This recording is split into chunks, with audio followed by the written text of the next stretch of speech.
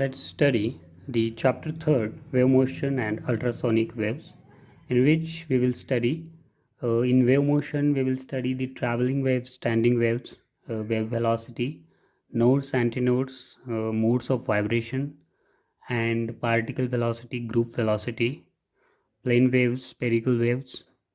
And in ultrasonics we will study the piezoelectric effect and also the production of ultrasonic waves, their detection, their properties and applications. So let's start the first point, that is transverse waves on a string, or the expression for velocity of wave. So consider a string AB stretched under tension T. This is a string AB stretched under tension T. Its mass per unit length is m, and consider this small segment of this string as dou x.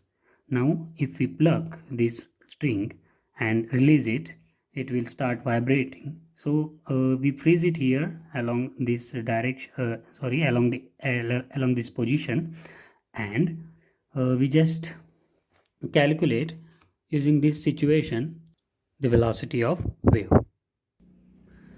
So here this segment PQ is under tension T. This segment PQ of length dou x is under tension T along this B and along A, because this A point will apply tension T on this segment in this direction, and this B point will apply tension force T on this PQ segment at Q, and the direction of that force will be along this side, because the force is a directional quantity. So tension is one of a force here. Now consider these two angles like theta and theta minus dou theta, as this angle will be greater and this angle will be lesser. For this, to understand these two angles, consider angle here. So this angle is obviously greater than this angle, or this theta minus dou theta. So this angle, we can compare these two for these two angles. So their difference will be very small as a dou theta. So this is a greater one, theta, and this is a theta minus dou theta.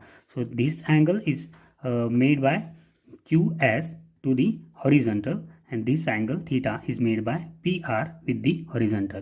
So this segment is acted upon two forces, tension T along this side and tension T due to B point along this side. So this PQ, the segment is these AB points are trying to, the tension forces are trying to restore the PQ segment to its original position. We just plucked it, so the restoring forces want to restore the PQ segment to its original position dou x. Now consider the forces acting on this segment PQ. Here the tension force. Now we can resolve this tension force along the two axes as or rectangularly we can resolve the components of this tension force. So it will be T sine theta minus dou theta for this angle, and T cos theta minus dou theta, which is along x axis, this is along y axis. Similarly for this segment PR, the tension force is T. So similarly we can resolve the force into its rectangular components, that is T sine theta, T cos theta, that is horizontal component and vertical component. In this case also horizontal component and vertical component. Now if we see here, the two horizontal components T cos theta minus dou theta and T cos theta are opposite to each other and nearly equal amount, because here theta minus dou theta is very small angle. The difference between these 2 points and their angles is very small. So we can neglect this horizontal component because it is acting along this side, and the direction of both of them is opposite to each other, so they cancel each other out. Now only remains is the vertical component, that is we can write force is equal to T sine theta, that is a vertical component here, this at this point, and another vertical component that is T sine theta minus dou theta. So that will be the resultant force acting on this PQ due to the tension forces T. Just put the value of sine theta minus dou theta, that is sine A minus B, we get this equation. Now here we know cos dou theta is nearly equal to 1 here, and sine dou theta is nearly equal to dou theta, as theta. Dou theta is a very small angle. So this 2 gets cancelled out as cos dou theta is 1, and cos theta here cos theta sin dou theta is dou theta. So we get t cos theta and dou theta. Now this cos theta dot dou theta is a Dirac delta functions property. If you take this function sin theta as a dou of x, then this is a Dirac delta function. Integration from minus infinity to plus infinity, dou of x dx is equal to 1. So its property is dou of x is equal to d by dx of f of x, that is x. Now so this is Dirac delta function. The derivative of this is here. See, RHS is here, so LHS will be dou of sin theta. So sin theta for smaller angles, we can take sin theta as a tan theta. Now tan theta is a slope, we know dy by dx. Now again here we use this Dirac delta functions property again, dou of x, that is dou of dy by dx. Again we can see that it is a d by dx of f of x and the remaining dou of x. Now just put the value. This is the expansion of Dirac delta function here. Now we just take this inside, so d square y by dx square dot dou x. So the force, restoring force acting on this segment is nothing but T dot, that is tension, into d square y by dx square dot f of x, sorry, dou of x. Now we know f bar is T d square y by dx square dou x. Now just balance the forces here, that is the equation of using equation of motion. Here we can put the f bar as a force, mass times acceleration. Here mass is m dot dou x, that is that PQ segment's mass, that is mass per unit length, into its length. So that will be the mass of that PQ segment into its acceleration, that is d square y by dt square. So this is a force, we got the force, so the force is equal to, we know, T d square y by dx square dot dou x, that is a restoring force. Now from this we can see this dou x gets cancelled, and d square y by dt square is equal to T by m d square y by dx square. Now we can compare this with the general equation for wave motion. With the general form of differential equation for wave motion, we can see v square is T by m, or v is equal to under root T by m, that is the velocity of wave along this string. Study what are traveling waves or progressive waves. Now consider a string attached between these 2 points under tension T. We just pluck it from the point C and release it. What will happen? Due to the restoring forces, that is a tension force here, the string will get its original position. So this displacement will decrease with time and it will come to its original position. But due to the inertia of the string, it will not stop here, it will displace in the opposite direction also. So we just got up our waves or the vibrations here. So this is how we just pluck it and release it, we will get a vibrations. So due to this we can see this wave from the plucking point travels in this direction and also in this direction. So this wave travels from the plucking point to the either sides, okay, to the both sides. So they just travel with velocity v under root T by m, that is a T is nothing but tension and m is mass per unit length of this string. So this is the velocity of these traveling waves or progressing waves, they travel with the velocity v. If you want to find the displacement y at any instant of time t, we know this a is amplitude, sine 2 pi by lambda, lambda is wavelength of this wave, v is velocity, and x is a and here x, it is an important distance. Here if you pluck this string from this point, the x is nothing but this y is the displacement at this point at this time of instant t. So if you pluck it from here, this x distance is this distance, that is the distance of this displacement from the original disturbance or the plucking point, you can say. So this distance is nothing but x. So x is a distance at a displacement at any time t. The displacement y is here. So the x is distance between the original disturbance and the displacement at any time t. So we know omega is 2 pi v by lambda. So we just put this value here, that is omega, and this 2 pi by lambda here is nothing but k. So just put the value, we get y is equal to a sine omega t minus kx. Omega we know is an angular frequency. Now consider this another diagram of wave here.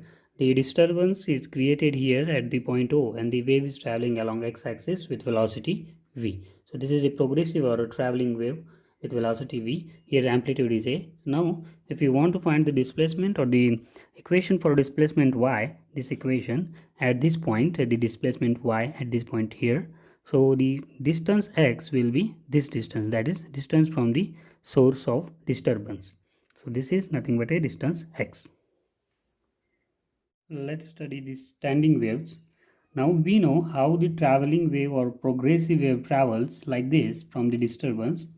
So this is a traveling wave or progressive wave. Now here at this point, it cannot go further. So it just reflects from that point and it changes its direction and it goes or it travels like this and we get a pattern like standing wave. So these are the standing waves. What happens here, our original wave from the fixed point reflects back and changes its direction, interferes with the original wave and make a standing wave. This is a standing wave pattern or a standing wave. Now take the y1 as a displacement of the direct wave or the original wave in one direction, and then y2 for the reverse or the reflected waves. So the y2 is displacement for the second wave or reflected wave. Now if you want to find the displacement of this standing wave at any point t, the total standing wave, we need to add these two because principle of superposition says that if we want to find the resultant amplitude, we can just add these two mathematically or vectorially. So y1 plus y2. So just adding these two, we get y is equal to 2a sine kx cos omega t. Here we just call this as amplitude of this wave, that is a standing wave. So this is amplitude, this is amplitude. If you consider the points, the maximum amplitude points, we can call them as antinodes, and the minimum or zero displacement or zero amplitude points are nodes.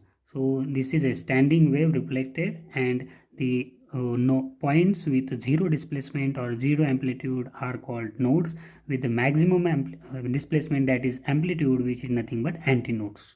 Here we can see this amplitude, this a is a function of x here, so it changes with x. Now at the maximum amplitude at this point is it is called antinode, and the minimum amplitude or zero amplitude at these points is nothing but nodes. So these points are called nodes of standing wave and these are called antinodes. We know the nodes are the amplitudes, the points where the amplitude is 0. So in this equation a is 0, that is 2a sine kx, that means a is equal to 2a sine kx is equal to 0. Now this amplitude will be 0 when the sine angle is multiple of is a integral multiple of pi. So we can write this as sine kx is 0 when the amplitude is 0 when the sine's angle is integral multiple of pi. So m can get value 0, 1, 2. So the kx, this angle of sine, will be 0. Now calculating this, we can find the x is equal to m into lambda by 2. That means m has value 0, 1, 2. So we just put the value of m and we get the x, that is a distance of the nodes from the what is x? X is a distance from the origin of disturbance. So we will get the nodes from the origin of disturbance at the 0, lambda by 2, lambda, 3 lambda by 2 distances. So this is a distance from the source of disturbance. So at these points we will get the nodes, that is minimum or zero amplitude of standing wave. Similarly, consider the antinodes where the amplitude is maximum. So the value for this will be maximum when the sine will get its maximum angle or the maximum value of this sine function. So sine's maximum values we know plus or minus 1. So for this the angle must be integral multiple of pi by 2, or it should be 3 pi by 2, something like that. So it should be the integral multiple of pi by 2, but it should be integral multiple of pi by 2 in odd terms. That means 1 pi by 2, 3 pi by 2, 5 pi by 2. So for this we need this condition. So from this we can calculate the x, that is a distance of the successive antinodes, that is lambda by 4, 3 lambda by 4, 5 lambda by 4. Lambda is nothing but wavelength here, wavelength of these nodes, wavelength of this standing wave. Here we can see this is a complete lambda and this is lambda by 2. So we can see nodes are separated by distance lambda by 2 here, and here also the difference is lambda by 2. So next point is normal modes of vibration of string under tension T. So to study the normal modes, first understand a transverse wave in that string travels with velocity v, that is under root T by m. M is mass per unit length of that string, T is tension. Now let's take n, that is frequency of vibration. So we know the relation between frequency, velocity and wavelength of that wave, the transverse wave or progressive wave. So the frequency is nothing but v by lambda. So putting the value of v, we get the frequency relation here. Now if the length of the string is integral multiple of lambda by 2, that is, let's take a length of the string as L, and it is integral multiple of lambda by 2, then this number p, the integral multiple, so this P represents a number of loops in a standing wave, that is here the number of loops are 3. In this case number of loops are 2. Loops are called normal modes of vibration. So from this we can conclude that the fundamental mode or the first harmonic, see here, will be a single loop, that is one loop attached at two ends like this. So that would be the first mode of vibration, or the single loop fundamental mode or first harmonic. So we know if this is a first loop, then from the theory we can say it's a length. What is the length of the string here? It is L, and the wavelength is half, because it's not completing the whole wave. So L is equal to lambda by 2. So this is lambda by 2 is nothing but L. So putting this value in the standard formula n is equal to v by lambda, we get this frequency of vibration.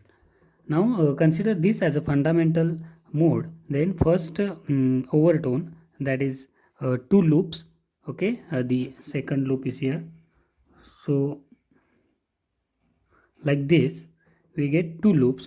So here if we calculate, that means this length is 2 times lambda by 2. That means it is this length is equal to the wavelength of this wave. So we get the frequency. If you calculate it from this formula, you will get the frequency double as first fundamental mode. Similarly for second overtone, it will be 3n. Now we call this as a first harmonic, and this first overtone as a second harmonic, and second overtone as a third harmonic. So we can generalize this formula for frequency as np is equal to p by 2l under root T by m into p into n. So here generally the frequency of p minus 1th overtone with p loops is nothing but this. So this is general formula for loops or modes. Just represent all of this in this diagram. We can see here the first one is a fundamental mode, because only single loop is there. The wavelength of this wave is half lambda by 2, but the length of the string is L. Here the wavelength is lambda is equal to the L. In this case we get 3 loops, that is 3 modes of vibration. So this is second overtone and third harmonic with frequency 3n as compared to the fundamental frequency of vibration.